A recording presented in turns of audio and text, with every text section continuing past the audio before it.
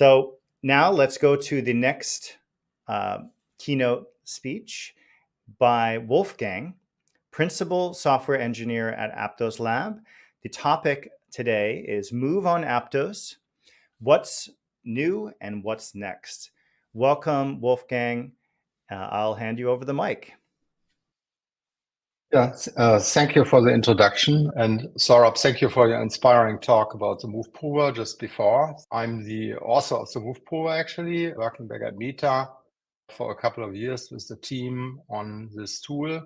Before I have a career which brought me to Microsoft, Google, and Meta, as I said. At Microsoft, I worked also 10 years on programming languages and formal verification.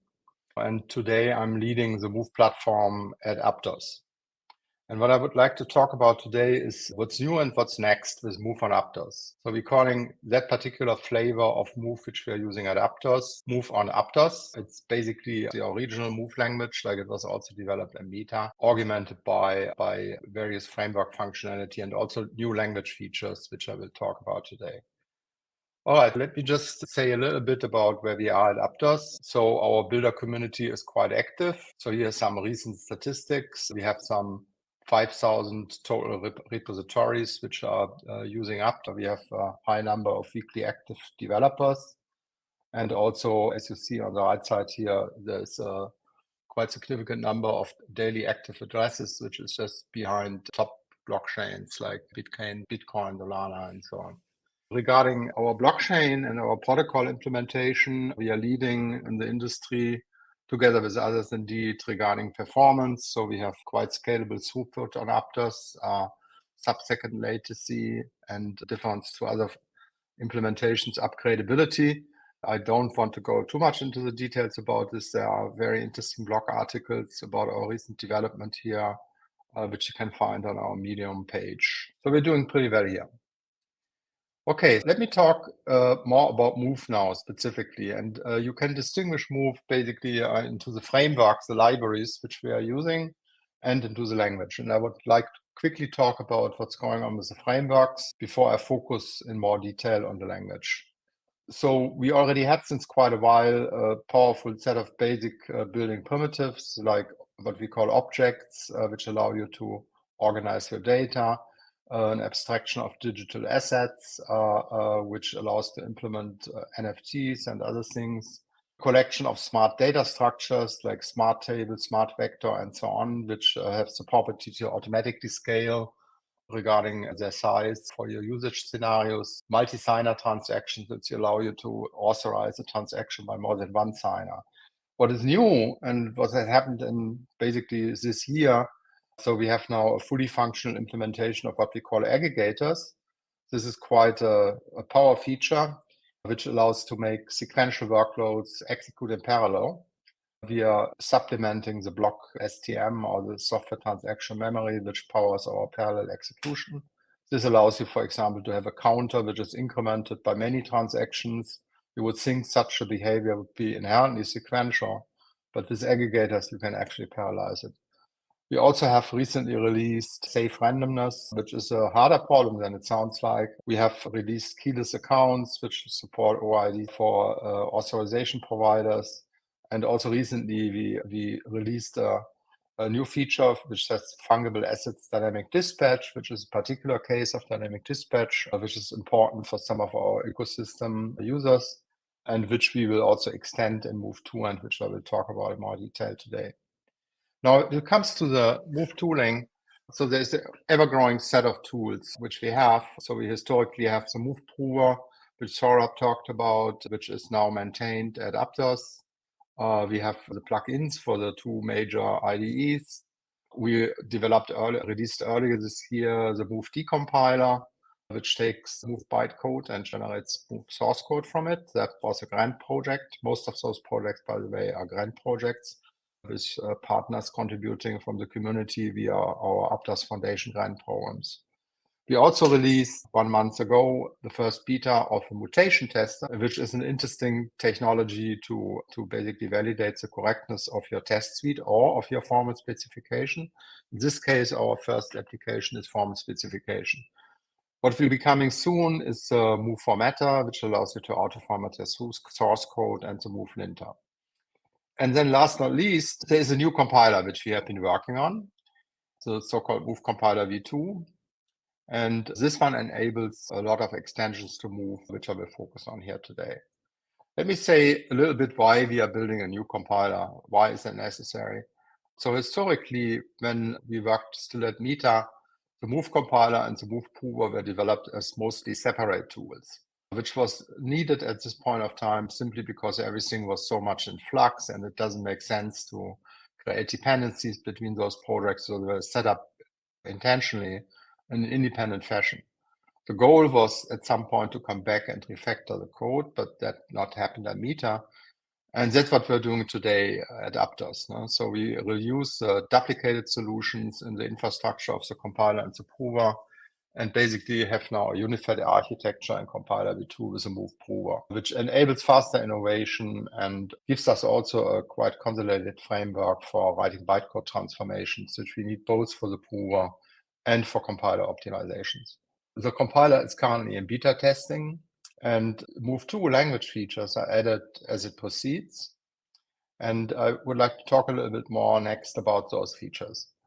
So we call it Move2 as a next version of Move in our viewpoint, next version of Move on Aptos. And it's, first of all, I want to say it's completely downwards compatible to what Move is used for today at Aptos. So we don't break anything, but we add additional features. So the first one I want to talk about here is variants, struct variants, or also called enum types in languages like Rust. And I will go in more detail there in a minute. Then we have receiver style functions, we have package visibility, we have index notation. You might recognize that these first 4 features here on this list are also the same which SWE is developing. And we are synchronizing with SWE on this development. So we are trying to basically come up, we have shared new features on Move with the same features, so you are able to move between the ecosystems if you're planning to do that. But we also have some independent or specific features for Move on Aptos. And the first one of that is actual function values, higher order functions, and dynamic dispatch. This is very powerful, also a little bit spicy feature because of reactancy bugs and so on. I will talk about this a little bit later. We have traits and user abilities, which is very important for us to make things cleaner of existing stuff we have already in our framework, like our crypto algebras and so on. So we have a new way to deal with resource access control, where you can specify what kind of resources and storage your contracts are allowed to access. And we want to extend the reference semantics of Move to basically allow to return references to global storage, which is today not possible. So that's like an overview of what we are doing, and the timeline on the right side of this table is indeed tentative, but we are planning to release a lot of those features pretty soon in the kind of September time. Okay, so let me go on those two things a little bit closer, as much as I have time here. So first of all, let's look at struct variants or enum types. And I want to point out that this design of enums and whether we want to like to add enums or not to the language was already discussed back at Meta when the SWE team and the Aptos team were still part of the same team. So it's common knowledge. So we knew since a long time that enum types are a nice solution for the versioning problem in Move when you have data which changes, when you want to add new fields to your data structures. And I just want to give you an example how this will work. So the syntax isn't completely fixed. So currently I have this variant struct here. We can also call it enum, but let's just stay with a variant, because that's important. Let's suppose I develop a contract which has a variant structure data which is used and maybe stored in storage. And I start with my V1 representation of this data, and it has just the field name. And yeah, so I can access that field. That's already a little bit different than Rust, by the way, with this function getName without a match statement or so, because it's uniquely clear what value that is. So I can just program against that V1 variant of my variant struct like I did before to regular structs. But now later I may come and figure out, oh, I need another field. And that's unfortunately not that easy possibility to Move. But with this variant structure, can you do it? No? So you basically add a new variant for V2, where you can, if you want, just repeat the original fields of the variant V1 and you add a new field. In this case, you figured out you also need to have the age represented of the field. And your old code works just as before. Sorry. So get name, user.name continues to work because the name field is just in every variant. But now you have a new accessor which accesses this new field age. And that's indeed only possible if you are actually looking at variant V2. That's why you have that assert statement here to make that very clear.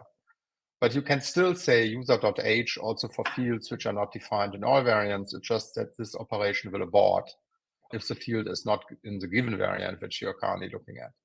And now let's see how we can deal with upgrade scenarios with this versioning approach. First of all, I can just write a function which takes a mutable reference to this variant structure and automatically upgrades it to the next version. And what it uses now is this match statement, which some people may know from Rust. So we have the full match statement here. And the match statement will inspect what version it's looking at. And if it's the old version, data v1, then the old version will be selected, and otherwise the old version will be upgraded, and otherwise the version will not be changed. And now I can write code like here in the sum code function, where I just upgrade basically my representation of the data structure, and then I can work with it like it is the new one, even if it's stored in storage as the old one. Yeah, so it's a nice solution for enum types for the versioning problem. We knew this since a long time, but now it's finally going to be implemented. But indeed, it allows a lot more things than just versioning. So you can implement option type and result type, like it's known from Rust, and other things with variants, struct variants, which behave just like enum types in Rust, but have a little bit more like we have seen in those examples. Now let me look at another example. So the other example I wanted to show is function values in higher order function and dynamic dispatch. And that's quite a powerful feature. So basically, you can declare a function type being a field in a resource which is stored in storage. And the function declaration would look like in this payout function field. You would have to specify the ability that function which you put in there into that field actually has the store property, store ability. And now I could have an anti-function which selects those resource from storage and calls into that function. And that's now dynamic dispatch. On the user side, where you basically register or instantiate that field, you would create a function value in various ways. One way, which we already have this inline function, is lambda. Another way is to see here is currying. You take an existing function like this receive function, and you just don't provide all arguments. For the arguments which you're omitting, you just give an underline. And then you get a function for providing this missing arguments. And that is exactly the way how we instantiate here in this example, the recipient. So we create a function value from the receive function with the current second parameter, and then we pass it on and set that recipient, and then the recipient can be called. This is quite a minimal example, but you can maybe see the power about this continuation-based programming, which you can imagine, which is behind that. Indeed, that power also comes for the price of safety, but we believe we have that under control. The famous problem of dynamic dispatch is reentrancy, and we're achieving protection against reentrancy by building that basically in the runtime, that reentrancy is not allowed with a runtime check. We also have formal verification supported for this function parameter, or will have support them by being able to associate specifications with function types. Okay, so I want to come to an end here. As you have seen, there's a lot in store for MoveCon Aptos. A nice set of new features coming with Move 2 and with the new Move compiler. We have also a couple of new tools which are coming, and I hope you will enjoy using MoveCon Aptos with all those new features. Thanks for the opportunity to talk here today. Thank you so much, Wolfgang.